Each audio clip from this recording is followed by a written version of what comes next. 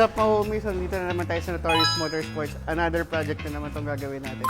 So meron tayong Montero Sport na nilagyan natin ng full exhaust, headers, and intake. So dito, kinabitan natin siya ng dual carbon tip na HKS. So gusto natin, naka-carbon siya. So pagdating dito, nilagyan natin siya ng custom made na resonator natin. Tapos nag-muffler delete na tayo. So ang gamit natin dito, 2.5 piping. So siyempre, naglagay tayo ng flexible pipe para mabawasan yung vibration. Tapos nag 3-inch down pipe tayo para matanggal na yung catalytic converter para bumilis at siyempre para tumipid. So paano sa tumitipid?